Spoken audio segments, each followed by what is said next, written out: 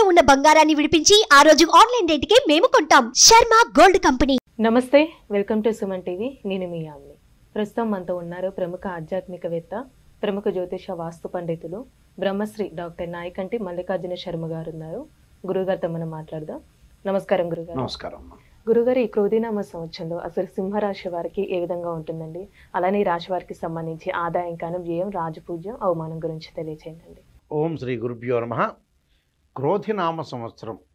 ఈ క్రోధినామ సంవత్సరంలో బహిరంగంగా విషయాలు బహిష్కరంగా అవటానికి, కోపంతో అనుకున్నవన్నీ కూడా ఎదుటి వ్యక్తులకి చెప్పే నామ సంవత్సరమే క్రోధినామ సంవత్సరం. ఈ క్రోధినామ సంవత్సరంలో సింహరాశి వాళ్ళకి ఎలాంటి ఫలితాలు ఉంటాయి అంటే, మఖా నక్షత్రం 1, 2, 3, 4 పాదాల్లో జన్మించిన వాళ్ళకి, పుబ్బా నక్షత్రం 1, 2, 3, 4 పాదాల్లో జన్మించిన వాళ్ళకి, అలానే ఉత్తరా నక్షత్రం 1వ పాదంలో జన్మించిన వాళ్ళందరూ కూడా సింహరాశి వ్యక్తులు అవుతారు. ఈ సింహరాశి వ్యక్తులకు ఏ విధంగా ఉండబోతుందంటే, 2 ఆదాయం 14 ఖర్చు. అంటే 2 ఆదాయం ఉంటుంది, 14 ఖర్చు ఉంటుంది, 2 గౌరవం, 2 అవమానంగా ఉంటుంది. అంటే గౌరవ అవమానాలు అంటే ఏదైతే రాజ్యపూజ్యము అవమానం చెరి సమానంగా ఉంటాయి. రాజ్యపూజ్యం 2 ఉంటే అవమానం కూడా 2 ఉంటుంది. అలా 2 ఆదాయం 14 ఖర్చు ఉంటుంది. అంటే సింహరాశి వాళ్ళకి మఖా, పుబ్బ, ఉత్తరా నక్షత్రం వాళ్ళకి, వీళ్ళు ఉత్తరా నక్షత్రం 1వ పాదం వరకు సింహరాశి అవుతారు.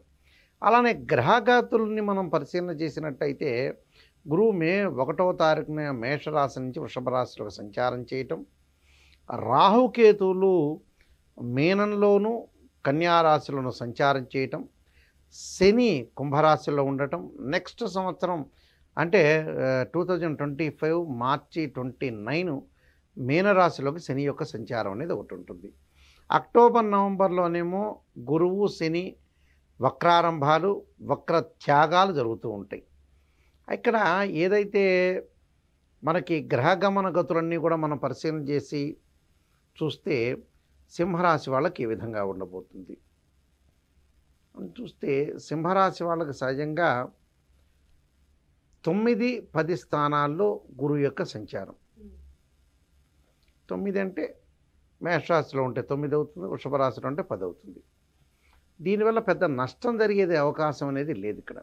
ఏమిటి మరి, చాలామంది కూడా ఆదాయం ఎంత వచ్చింది, ఖర్చు ఇంత అయింది, ఏమిటి అని కొంత భయభ్రాంతులు చెందుతుంటారు. భయభ్రాంతులు చెందాల్సిన పని ఏమిటి? ఆదాయం కంటే కూడా ఖర్చు ఎక్కువ అవుతుంది. అంటే ఆదాయం పెరుగుతుంది ఒకవైపున, వీళ్ళకి ఆదాయం పెరుగుతుంది కానీ ఆదాయం తగ్గట్టుగా ఖర్చు పెరుగుతుంటుంది. ఖర్చు పెరగడానికి కారణం ఏంటంటే, కొన్ని మంచి పనులు చేయడానికి మాత్రమే ఖర్చు పడుతుంది.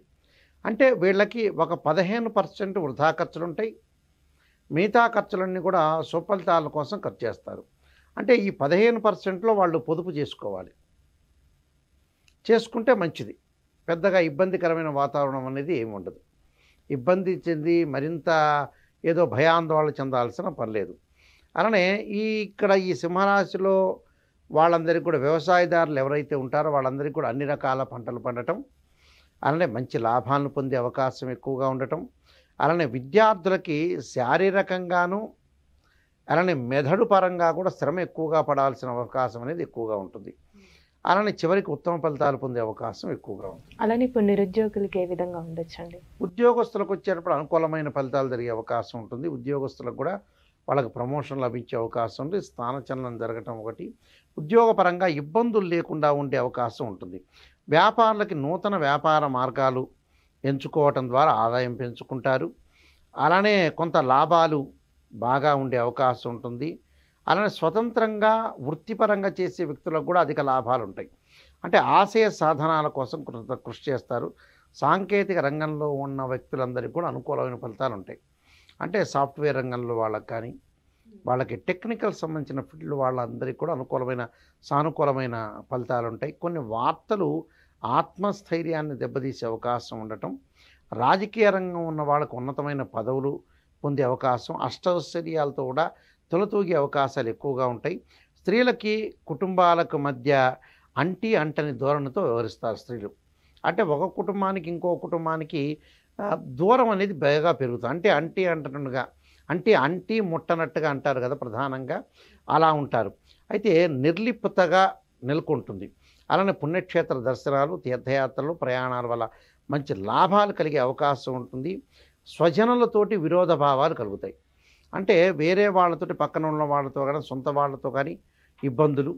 అలానే చోరం అంటే ఏదైతే దొంగతనాలు జరగటం ఒకటి, కొన్ని ఈతి బాధలు, ఆరోగ్యపరంగా కొంత లోపము, అలానే అకాల భోజనం అంటే సమయానికి భోజనం చేయలేకపోవటం, అలానే కొన్ని ప్రయాణాలు, వృధా ప్రయాణాలు, కొన్ని చిక్కులు జరిగే అవకాశం ఉంటుంది. జంతువుల వల్ల కూడా కొంత పీడ కలిగే అవకాశం ఎక్కువగా ఉంటుంది.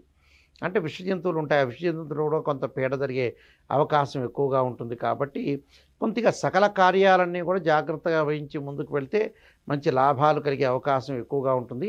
తరచుగా కొంత వ్యాపారంలో కొంత చిక్కులుగా ఉంటుంది, కానీ చివరికి అల్టిమేట్ మంచి ఫలితాలు జరిగే అవకాశం అనేది ఒకటి ఉంటుంది. ఫలితాలు జరగకూడదు అనేది లేదు, జరుగుతాయి. అంటే ఎలాంటి ఫలితాలు జరుగుతాయి?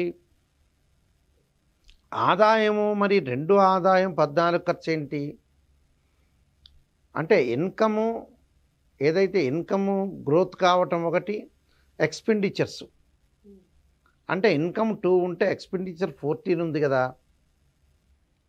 ఇక రెస్పెక్ట్ అనేది చాలా మంచిది, బాగానే ఉంది. అవమానం అనేది ఏంటి అంటే క్రిటిసైజ్ అంటే అన్రెస్పెక్ట్ అనేది 2 ఈక్వల్గా ఉంది. అంటే వాట్ ఈస్ ద రిలేషన్ అంటే వాట్ ఈస్ ద బిట్వీన్ మనకి ఇన్కమ్ అండ్ గ్రోత్ అంటే రెండింటిని కూడా మనం బేరేజ్ వేసుకోవాలి. అంటే ఇన్కమ్ ఎలా ఉంటుంది, ఎక్స్పెండిచర్స్ ఎలా ఉంటాయి. ఇక్కడ ఇన్కమింగ్, అవుట్ గోయింగ్ అంటాం మనం. అక్కడ వచ్చేది మనకు ఒక రకంగా వస్తుంటే ఖర్చులు కూడా పెరుగుతాయి. అంటే కొంతమంది ఖర్చులు పెరగగానే ఏదో ఆశ్చర్యం అయ్యి నేను అవసరంగా ఖర్చు చేస్తున్నాం కాదు. వాళ్ళ యొక్క పిల్లల యొక్క చదువులు ఉండొచ్చు, పిల్లల యొక్క పెళ్ళిళ్ళు ఉండొచ్చు, ఇళ్ళు కొనుగోలు చేయొచ్చు, తమ్ముళ్ళకి అక్క చెల్లెళ్ళకి ఏదో సహాయం చేయొచ్చు. మన చేతిలోంచి కూడా డబ్బులు పోయే అవకాశం ఉంటుంది. ఆ డబ్బులు పోయి బంగారం కూడా కొనుగోలు చేస్తారు కొంతమంది. అలా 2 రకాలుగా ఆలోచన చేయాలి. మనం భయభ్రాంతులు చెందాల్సిన పని లేదు. కానీ ఈ సింహరాశి వాళ్ళకి ఏంటంటే కొంత మిశ్రమైన ఫలితాలు ఎక్కువగా వచ్చే అవకాశం. అయితే వైఫ్ అండ్ హస్బెండ్ రిలేషన్లో కూడా కొంత జాగ్రత్త ఉండాలి వీళ్ళు. అంటే డిఫరెన్స్ ఆఫ్ ఒపీనియన్స్ లేకుండా. ఎందుకంటే సింహరాశి వాళ్ళకి ద్వితీయ స్థానంలో కేతు యొక్క ప్రభావం వల్ల కుటుంబ పరంగా కొంత మనస్పర్ధలు వచ్చే అవకాశం ఉంటుంది. ఏమి లేకపోయినా అనవసరంగా డిస్టర్బెన్స్ చెందే అవకాశాలు బాగా ఎక్కువగా ఉంటాయి కొంతమందికి. అలాంటివి లేకుండా జాగ్రత్త వహించి ముందుకు వెళ్ళాలి. ప్రయాణాల వల్ల లాభం కలిగే అవకాశం, ఉన్నత స్థాయి చేరుకోవడానికి వ్యాపారపరంగా, ఉద్యోగపరంగా వీళ్ళకి అవకాశాలు అయితే చాలా పుష్కలంగా ఉన్నాయి. ఏమీ భయభ్రాంతులు చెందాల్సిన అవసరం లేదు. అనవసరంగా కూడా వాళ్ళు డిస్టర్బ్గా అయ్యే అవకాశం అనేది ఉంచుకోకూడదు. ఆరోగ్యపరంగా మటుకు కొంత ప్రతిసారి కూడా ఈ నెలలో మొత్తం కూడా క్రోధినామ సంవత్సరంలో ఆరోగ్యపరంగా ఉండే లక్షణం ఎలా ఉంటుందని ప్రతిసారి టెస్ట్ చేసుకోవడం చాలా మంచిది. అంటే ఉన్నట్టుండి వ్యాధి ముదిరిపోయే అవకాశం ఒకటి ఉంటుంది. వ్యాధి ముదరటం అంటే ఏంటంటే అది ఏజ్ గల వాళ్ళకి, మళ్ళీ చిన్న వ్యక్తులకు కాదు. ఏదో 16, 80 అబోవ్ ఉన్న వాళ్ళ వ్యక్తులకు మాత్రమే. అలానే 50 years 40 years వాళ్ళకి కాదు. దీర్ఘకాలిక వ్యాధులు ఉన్న వాళ్ళకి మాత్రమే వాళ్ళకు ఉన్నట్టుండి కొద్దిగా పెరిగే అవకాశం అనేది ఉంటుంది. కాబట్టి వాళ్ళు జాగ్రత్తగా ఉండి వాళ్ళు కొన్ని ప్రత్యేకంగా పరిహారాలు చేసుకొని ముందుకు వెళ్తే మంచి బెటర్ రిజల్ట్స్ వచ్చే అవకాశం ఎక్కువగా ఉంటుంది. అంటే ఇప్పుడు ఈ క్రోధినామ సంవత్సరంలో ఈ రాశి వారికి సంబంధించండి ఇంకా మెరుగైన ఫలితాలు రావాలంటే అసలు ఎలాంటి పరిహారం? క్రోధినామ సంవత్సరంలో ఆదిత్య హృదయ పారాయణం చేసుకోవటం ఒకటి, విష్ణు సహస్రనామ పారాయణము, ఆదిత్య హృదయాన్ని కూడా చదవటం వల్ల భార్యాభర్తల యొక్క మనస్పర్ధలు, గృహం నందు కలహాలు, ధనపరంగా చిక్కులు, కార్యక్రమాలు విషయంలో చాలా అనుకూలమైన ఫలితాలు జరుగుతాయి. ఈ రాశి వాళ్ళకి, సింహరాశి వాళ్ళకి కొంత అనుకూలమైన దశమ స్థానంలో గురువు ఉండటం వల్ల కూడా మంచి ఫలితం ఉంటుంది. ఆర్థికంగా ఇబ్బందులు తొలగిపోతాయి. ప్రతి నెలలో కూడా కొంత అప్ అండ్ డౌన్స్ ఉన్నా టోటల్గా వాళ్ళకి అంత అనుకూలమైన ఫలితాలు ఉంటాయి. వీళ్ళకి 85% అంటే 85% పాజిటివ్ రిజల్ట్స్ వచ్చే అవకాశం ఖచ్చితంగా ఉంటుందమ్మా. చాలా చక్కగా తెలియజేస్తారండి, ధన్యవాదాలు. క్రోధినామ సంవత్సరంలో సింహరాశి వాళ్ళందరికీ కూడా అనుకూలమైన ఫలితాలు, సుఫలితాలు జరగాలని ఆశిస్తూ సర్వే జనా సుఖినో భవంతు.